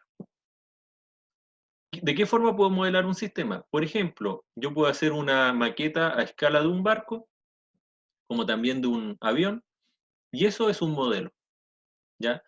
En el caso de un planeta o un país, puedo hacer un mapa mundi, ¿no es cierto? O puedo hacer un plano, y eso en el fondo es una representación del país, ¿no es cierto? Se supone que se mantienen de alguna forma las distancias, las proporciones, pero en el fondo el modelo de un país está expresado en un plano, ¿ya? Obviamente que el plano en una dimensión, o sea, en 2 dimensiones solamente, y obviamente un país no en 2 dimensiones, ¿ya? Son 3 dimensiones.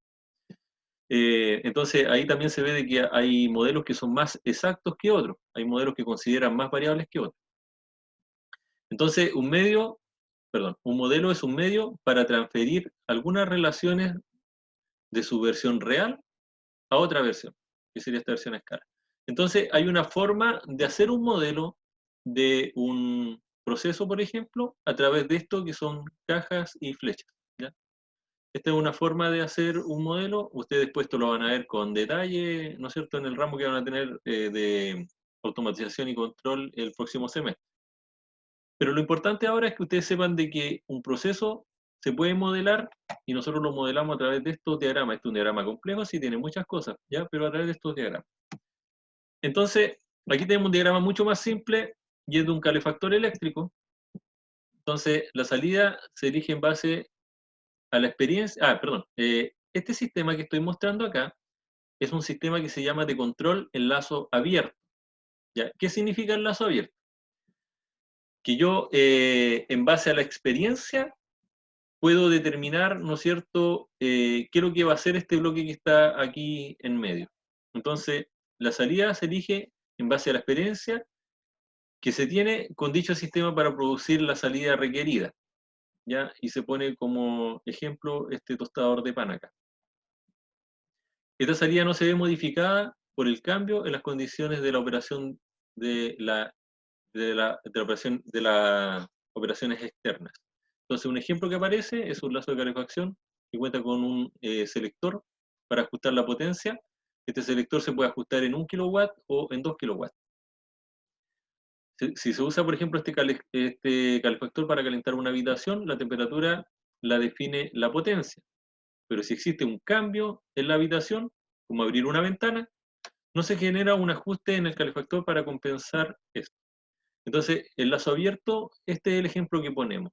Por ejemplo, ustedes ponen la estufa, una estufa eléctrica, pero imagínense que no tiene termostato. Déjenme un segundo.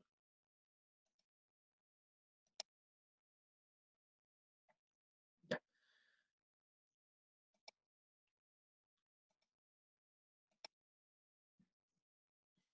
Como les decía, tenemos una estufa, ¿no es cierto? Esta estufa no tiene un termostato, por lo tanto, siempre está encendida y solamente yo puedo seleccionar si quiero que se energice una barrita de calefacción o 2 barras. Con una barra es 1 kW, con 2 barras 2 kW. Entonces supongamos que la habitación es de 3 metros por 3 metros y esa estufa está diseñada para que con las 2 barras, no sé, pues lleguemos a una temperatura de 28 grados en la habitación y la estufa va a estar encendida. Si está toda la habitación cerrada, bajo las condiciones de diseño óptimo, ya la temperatura por fuera de la habitación a una cierta temperatura, y vamos a lograr tener esa temperatura deseada dentro de la habitación, ya de 28 grados. Pero si yo abro una ventana y entra aire frío, va a bajar la temperatura y la estufa, aunque continúe encendida, no va a lograr aumentar la temperatura, obviamente, de la habitación. Otro tema sería, por ejemplo, un tostador de pan, donde nosotros simplemente ajustamos el tiempo que queremos que el pan se mantenga dentro de este calefactor. Y si hace más frío en el ambiente, lo más probable es que el pan, ¿no es cierto?, con un tiempo X se va a tostar un poco, pero si un día de verano donde hay mucho calor, se va a tostar mucho más con ese mismo tiempo, porque en realidad no estamos tomando ninguna referencia de cuánto está el pan, sino que solamente de cuánto tiempo va a estar esto aplicando calor a ese pan. Entonces, esto se llama un sistema en lazo abierto, ¿ya? Ahora tenemos el sistema en lazo cerrado. Fíjense que el sistema de lazo cerrado, esto de aquí sería lo que estoy destacando aquí con el mouse, lo que teníamos antes, que era toda la parte de lazo abierto, pero fíjense que después desde la salida tomo una referencia y a través de un sensor y un transmisor, por ejemplo, que después lo vamos a detallar, vuelve hacia la entrada. Entonces aquí yo puedo comparar. Este computador que está acá, lo que está haciendo en el fondo es, a través de una tarjeta, diciéndole a este sistema de control que está acá, de que, por ejemplo, mantenga una cierta temperatura. En este caso, en particular, se está haciendo con un flujo de aire. Entonces le estamos diciendo, oye, necesito que este ventilador que está acá mantenga un cierto flujo de aire, ¿ya? Un cierto flujo de aire. Por acá tenemos un instrumento que se llama anemómetro, que en el fondo es una especie de turbina, que toma una muestra desde acá y realimenta esa señal hacia el control. O sea, en el fondo yo sé cuánto aire está pasando en este punto. Entonces, si yo le digo que, no sé, 3 metros cúbicos por hora tienen que pasar por aquí, este me dice, sí, efectivamente está pasando eso, y vuelve acá y se mantiene todo operando en condiciones óptimas. Ahora, ¿qué pasa si por algún motivo una variable externa, ¿no es cierto?, subió la temperatura, ¿ya? Si sube la temperatura, ¿qué va a ocurrir? El aire va a estar más caliente, y al estar más caliente, ese volumen de aire que pasaba por acá quizás va a ser el mismo, pero en realidad, un tema que lo vamos a revisar también, la masa de aire que pasa por ahí va a ser menor. ya porque las moléculas van a estar más separadas. Entonces, este puede tomar ese flujo y decir, no, sabes que ahora necesito que ese ventilador vaya un poquito más rápido porque está pasando menos aire del que deseamos. Entonces, un lazo de control, el lazo cerrado, es el que hace esto, de poder tomar una muestra de la salida y realimentarla a la entrada y en base a eso tomar una decisión. ¿Aumento o disminuyo la velocidad de este ventilador para poder compensar, ¿no es cierto?, esa diferencia que estoy midiendo en la salida que no me permite ir o lograr lo que yo deseo. ¿Mm? Entonces, eso es el lazo cerrado. Entonces, vamos a salir un poquito y voy a abrir los micrófonos y ahí necesito que si alguno tiene alguna duda de lo que hemos visto hasta este momento, pueda plantearla ahora, ¿ya? Básicamente lo que más me interesa es que entiendan esto de los lazos, abiertos y lazos cerrados. Así que dejo abierto un poquito para ver si hay alguna consulta.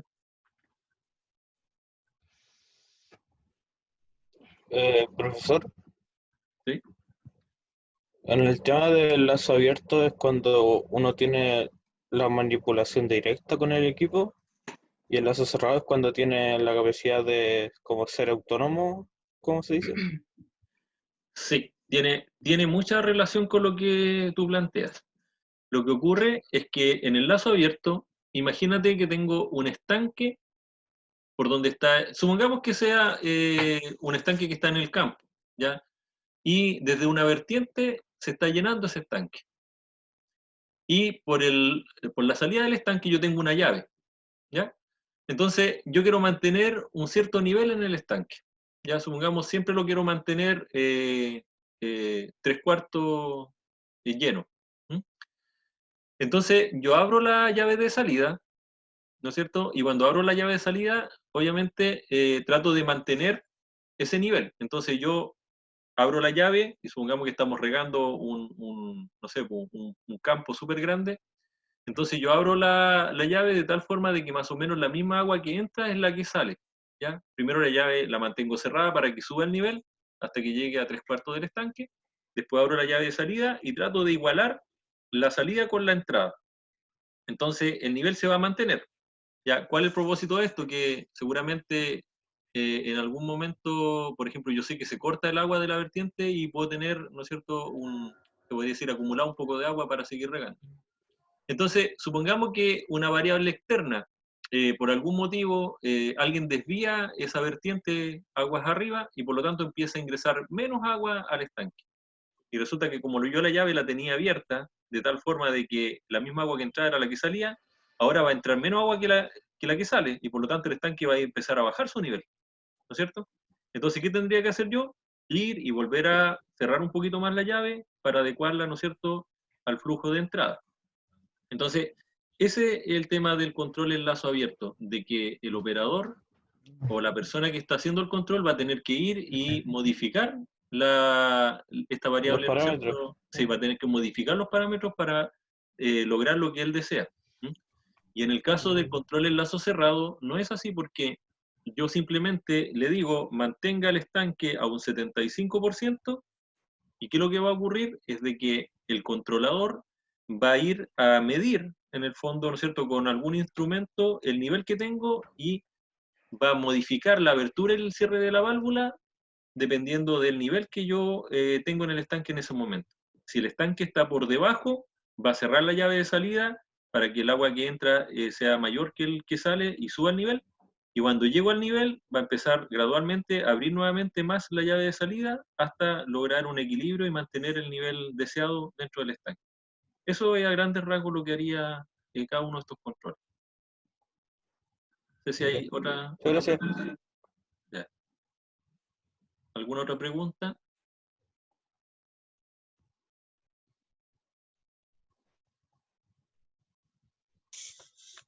Al final, profe, en el caso que usted está planteando, el cerrado es como programado y el otro no, ¿cierto?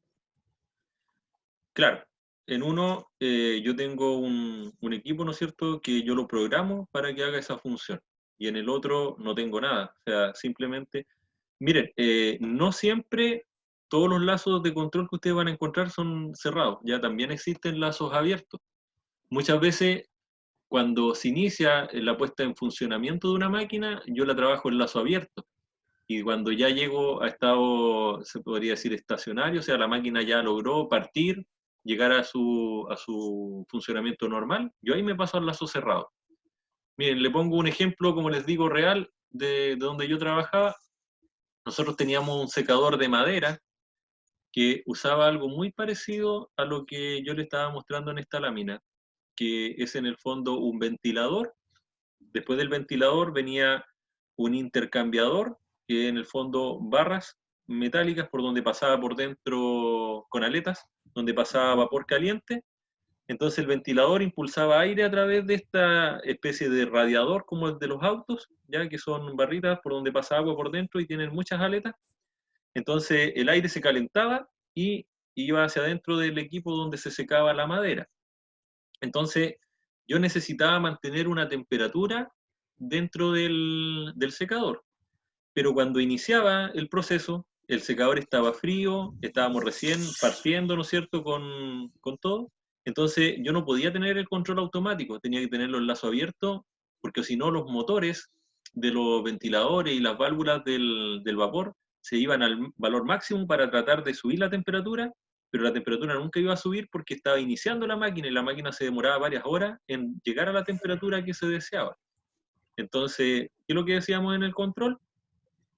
Durante un tiempo, supongamos, sabíamos que eran 2 horas, funcionaba el lazo abierto y los motores y las válvulas que hacían pasar el vapor se abrían hasta un cierto punto nomás, pero no se iban a toda su velocidad ni a toda su abertura.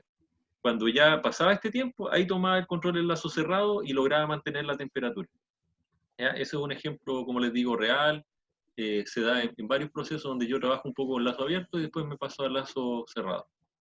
Es muy importante porque ustedes cuando programen PLC en otro ramo que van a tener más adelante, van a usar mucho el tiempo, ya temporizadores. Entonces, el temporizador es un control en lazo abierto. Por ejemplo, un semáforo funciona solamente por tiempo. El semáforo no le interesa si hay auto o no hay auto en la línea, se va a poner en rojo en un momento y en otro momento en verde. ¿Ya? Entonces ahí también hay, por ejemplo, una automatización que se puede hacer, es poner semáforos que tengan sensores para cerrar el lazo. Entonces el sensor cuando detecte auto, solamente ahí va a iniciar la rutina de darle la luz verde para que esos autos pasen. Y si no hay auto, no hace nada y por lo tanto permite que el flujo, aquí me imagino porque estoy cerquita de la ruta 160, puedan pasar, ¿no es cierto?, un flujo mayor de vehículos por la carretera y solamente cuando haya requerimiento cambie a rojo para los vehículos de la carretera y deje salir los vehículos desde las calles más pequeñas. Entonces, ahí pueden ver otro ejemplo de lazo abierto y lazo cerrado. ¿Ya? El trabajo que nosotros vamos a hacer en la asignatura es reconocer estos lazos, como les decía, estos lazos de control dentro de un proceso. ¿Ya? Y acá yo les puse, ¿no es cierto?, el dibujo de un variador de frecuencia. Entre paréntesis, hasta el momento me imagino que ya tuvieron electrónica 2, electrónica industrial. No sé si manejan todo lo que es un variador de frecuencia. O alguien que le pueda contar a sus compañeros qué es lo que hace un variador de frecuencia.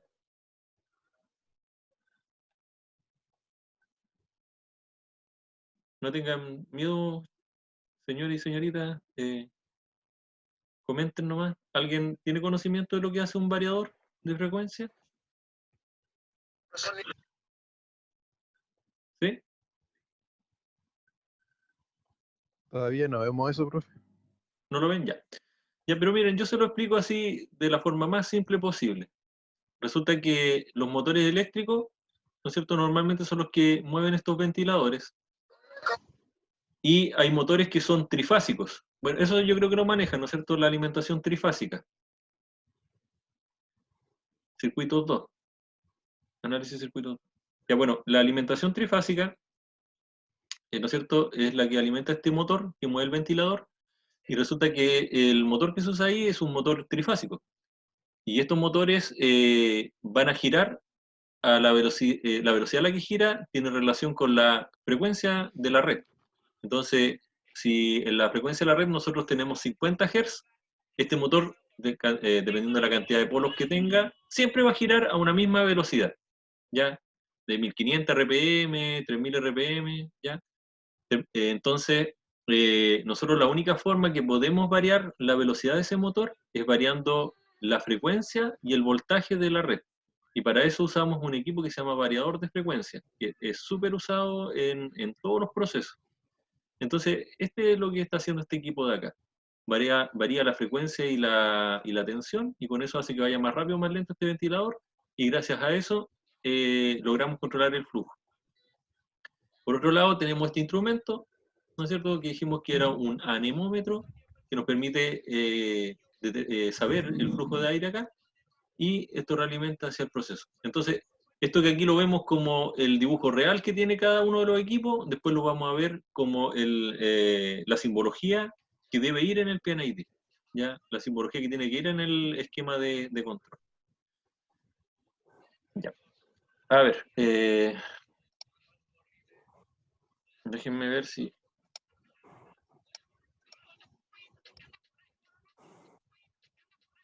Aquí hay otro ejemplo. Tenemos el flotador, ¿no es cierto? Deme un segundo que se está poniendo un poco lento. Ya, como les decía, aquí ven lazo abierto, tenemos ese flotador, ¿no es cierto? Este era el ejemplo que habíamos puesto antes, hay una entrada de agua, una salida, pero el flotador solamente nos sirve para indicar en una escala el nivel que tenemos acá, ¿ya? Y acá tenemos el esquema. ¿Cómo sería eso? Tenemos una entrada, una válvula manual, que sería esta que está acá abajo, está el proceso que es el estanque, el elemento flotador que está ahí, y finalmente el indicador que está por acá. Eso está todo en lazo abierto. Fíjense que no hay nada que desde la salida vuelva a la entrada. En el lazo cerrado, fíjense que aquí tenemos una retroalimentación. O sea, partimos, ¿no es cierto?, el elemento final de control que es la válvula, lo mismo que está en el lado izquierdo. Lo primero es la válvula es esa que está ahí, y también es esa que está allá. Después de la válvula está el proceso, que sería este estanque, aquí está el otro estanque. Después del proceso, el elemento de medida, que sería el flotador, ¿no es cierto? Los dos tenemos el flotador, tenemos el indicador, y esa regla que está ahí que nos muestra a qué nivel tenemos, también tenemos allá la regla, y después es donde tenemos la diferencia, porque aparece esto que está acá, ¿cierto?, que sería ese punto donde se une el flotador con la válvula, y tenemos un controlador que aquí no aparece, ¿no es cierto?, en este dibujo, pero hay un elemento que nos permite hacer el control. En este caso es directo, simplemente. Entonces, el flotador va moviendo la válvula, la abertura y cierre de la válvula, ¿ya? Entonces, bueno, esto tiene que operar de tal forma de que cuando esto sube, abre más la válvula, de tal forma que salga más agua por acá y vuelva esto a bajar. Y cuando baja, va a ir cerrando la válvula para, ¿no es cierto?, igualarse al flujo que viene de la entrada, y ahí va a lograr en el fondo mantener un cierto nivel, ¿no? Un control súper simple. Entonces, este tipo de esquema es el que nosotros tenemos que habituarnos a ver, ¿ya? Y a identificar dentro de un plano. ¿Dónde está el elemento de entrada? ¿Cuál es el elemento de salida, de salida en este caso? ¿Cierto? Este es el elemento de entrada, este sería el elemento de salida. ¿Dónde está el control? ¿Cuál es el proceso? Por ejemplo, aquí aparece uno que dice punto de consigna. El punto de consigna es, por ejemplo, aquí yo quiero que se, ¿ya? Entonces yo podría hacer aquí con unos engranajes, una cierta... vaya. Después, cuando esto se hace netamente electrónicamente, eso va a ser un computador o una pantalla donde ustedes le van a ingresar, quiero a 75%, ¿ya? Entonces, y finalmente para la parte de la presentación, entonces el sistema de lazo abierto y cerrado se representa, ¿cierto?, como vimos anteriormente, y aquí lo más importante es que tenemos que aquí aparecen distintos colores. Dice, tanto el lazo abierto como cerrado, encontramos elementos comunes tales como elemento de medida, elemento transmisor, el controlador, el indicador y el elemento final. Entonces, recién nosotros vimos que con estos cuadros que están acá, ¿no es cierto?, donde dice indicador o registrador, ahí después vamos a ver con detalle qué es lo que es cada uno de esos. el elemento de transmisión, el elemento primario de medida, ¿ya? Acá tenemos el proceso, elemento final de control, controlador, y aquí está, ¿no es cierto?, el punto de consigna. ¿Cómo se vería eso en un esquema P&A que entra en esta asignatura? Como el que está aquí al lado derecho. Entonces, fíjense, esta es la entonces, aquí se dibuja una válvula, así se dibuja, ¿no es cierto?, este proceso. Ahí está el controlador. Bueno, hay más detalles todavía que hay que poner. Fíjense que la señal tiene unas líneas aquí atravesadas, ¿ya? Y ahí estoy dando cuenta de que es una señal neumática la que está controlando esto. Acá hay un transmisor, hay una línea aquí que está con unas cruces, ¿ya? Que significa que esto, lo más probable es que tiene algún tipo de capilar. Bueno, lo vamos a ver después con detalle. Pero finalmente, todo lo que he explicado en esta presentación es para llegar a esto, que podemos entender, pongamos un esquema común, ¿qué es lo que no? ¿Ya? Y que básicamente el mismo lazo anterior que era de control de nivel, o de flujo en este caso de agua caliente. ¿Ya? Ya, bueno, aquí vienen otras definiciones y finalmente es el proceso que podríamos decir el lazo cerrado. Controlador, actuador, el proceso. Esta P que está acá son perturbaciones que entran al proceso.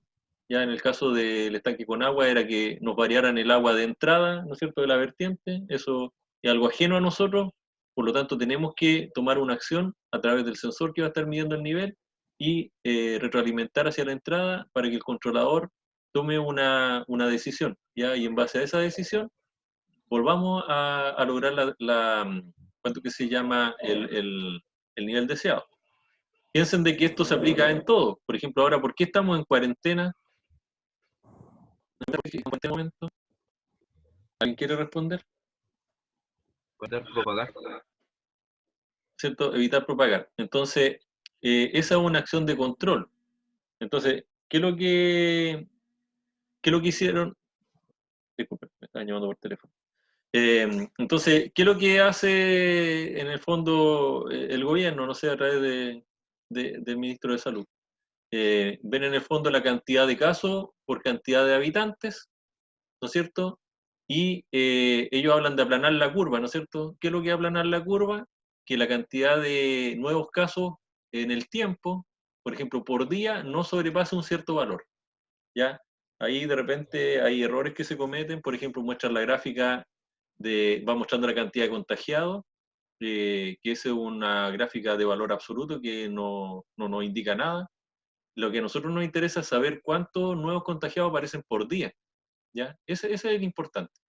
Porque no sé si ustedes saben, pero esta es una enfermedad que se supone que todos en algún momento vamos a contagiarnos. Pero lo importante es que nos vayamos contagiando de a poco, porque para que no colapse el sistema médico. Entonces lo que nos interesa saber es que si la cantidad de personas que se contagian por día aumenta demasiado. Y si aumenta demasiado, tengo que tomar una acción de control porque me estoy saliendo de mi valor deseado. ¿Ya? Yo, por ejemplo, quiero que todos los días se contagien, por decir una cosa, 32 o 35, pero si se contagian 100 en un día, chuta, es como que el nivel se me fue muy arriba, entonces tengo que tomar una acción para corregir eso. ¿Y qué acción puedo tomar? Bueno, decir a la gente que no salga a las calles porque sé que con esa acción va a bajar la cantidad de contagiados. Entonces, una vez que vuelva esto a bajar al valor deseado, que era 32, les voy a decir que salgan para que se contagien otros pocos. Porque la idea, ¿no es cierto?, no es que no nos contagiemos, sino que nos vayamos contagiando de a poco.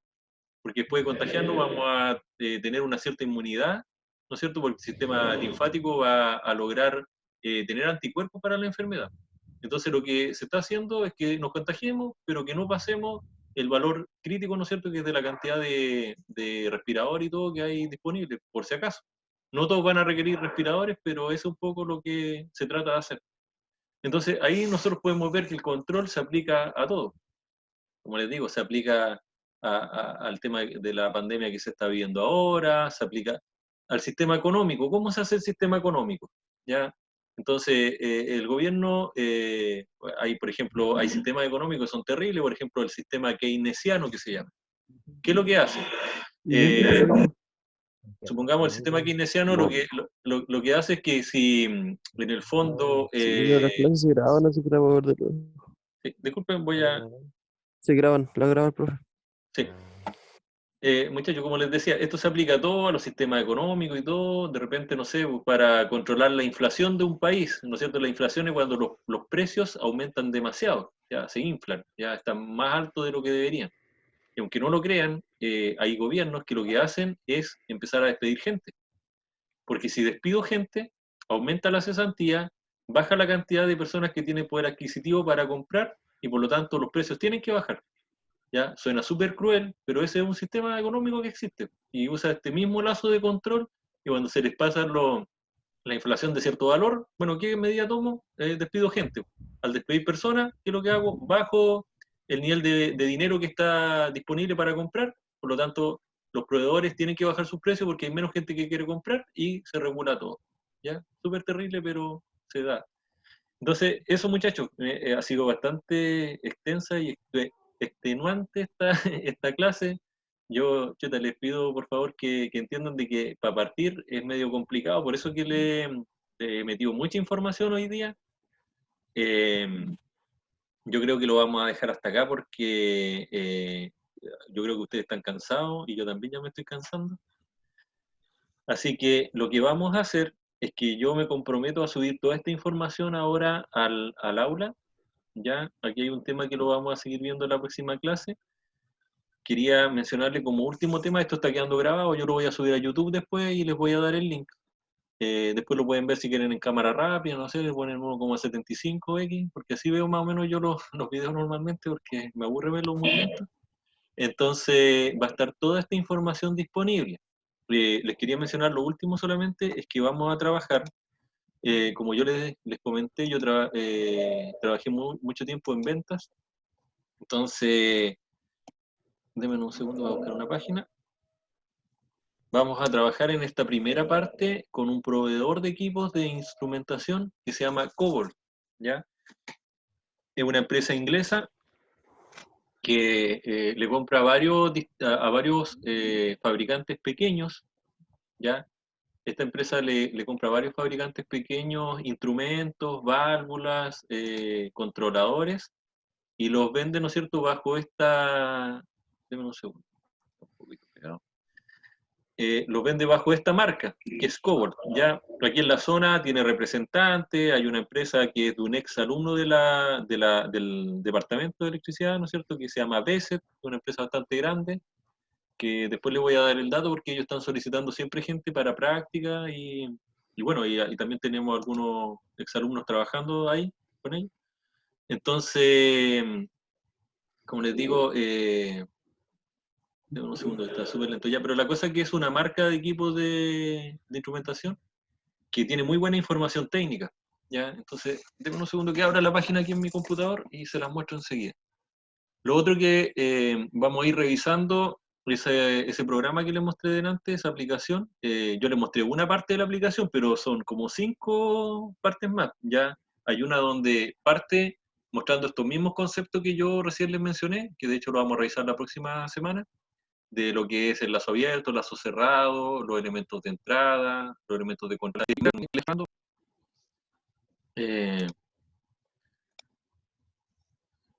Un segundo. Ahí yo creo que lo están viendo. Pero voy a cerrar algunas cosas, tengo muchas cosas abiertas en este momento. Entonces nos paseamos hoy día por la historia del control hasta llegar, ¿no es cierto?, a lo importante que vamos a empezar a ver desde ahora en adelante, que es el tema, ¿no es cierto?, de los diagramas, los esquemas estos de... Ya, como les decía entonces, están viendo en este momento la página Cobalt, ¿ya? Entonces aquí en Cobalt ustedes tienen toda la instrumentación, caudal, presión, nivel, temperatura, redox y pH, conductividad, humedad, turbidez, densidad, algunos accesorios y gama completa. Entonces, por ejemplo, si me voy a presión,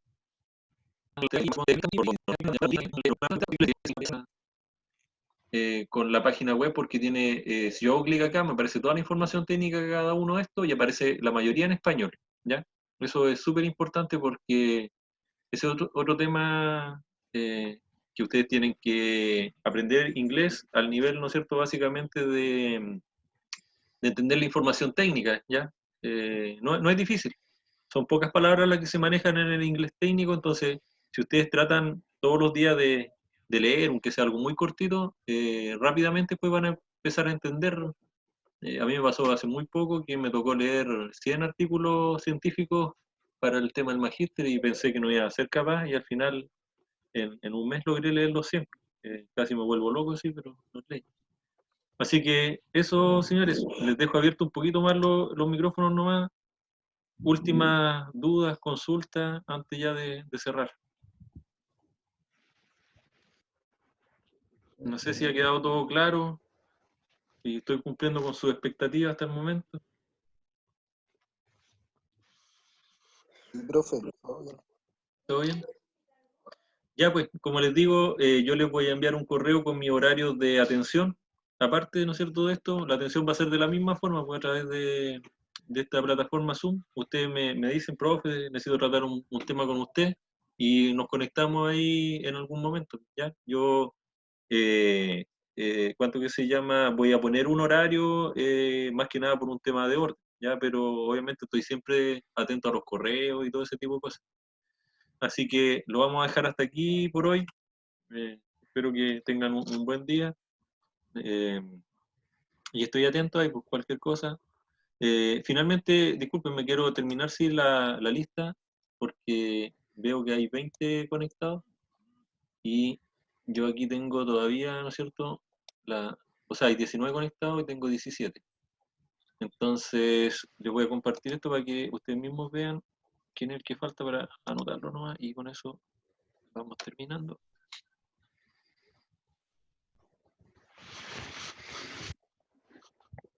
Quiero escuchar las voces, pues si alguien me puede decir, profe, yo soy Roberto Allende o algo así. Falto yo, profe. César Fuentes. César Fuente. Ya, entonces, don César Fuente, lo anotamos acá.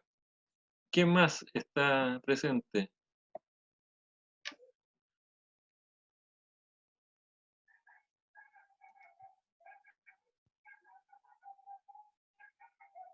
Me falta uno solamente. Ayumán. Apareció, señor. ¿Dónde está? Aquí está. Ya, don Víctor, ahí está. A ver, aquí aparece en el chat algo más. Vamos a ver. Ya, César Fuente, Víctor Cayumán. Ahí parece que estamos bien. Ya, muchachos, espero que estén todos bien. Voy a tomar contacto con los que faltan aquí para saber qué pasa con ellos. ¿Ya? Así que nos vemos la próxima semana en el mismo horario. Traten de ser puntuales, chiquillos. Yo soy un poco maniático de ese tema, pero no es porque quiera ser así, ya básicamente porque uno igual está condicionado por las cosas que le ha tocado vivir, y al trabajar en mantenimiento tantos años, nosotros el tema del horario era súper importante porque, de hecho, uno parte siempre en sus trabajos marcando tarjeta. Después de un tiempo pasa a ser personal de confianza y ahí le quitan, se puede decir, toda la hora extra y le empiezan a pagar un poco más, pero de ahí ya pasa a ser parte de la planta. Ahí ya está disponible día, noche, fines de semana, vacaciones, todo. Ya, pero en el fondo ustedes cuando partan trabajando lo más probable es que marquen tarjeta, entonces acostúmbrense a ser puntuales porque la tarjeta uno la marca y el sistema no tiene corazón, pues si llegó un segundo atrasado va a salir registrado. Así que eso básicamente.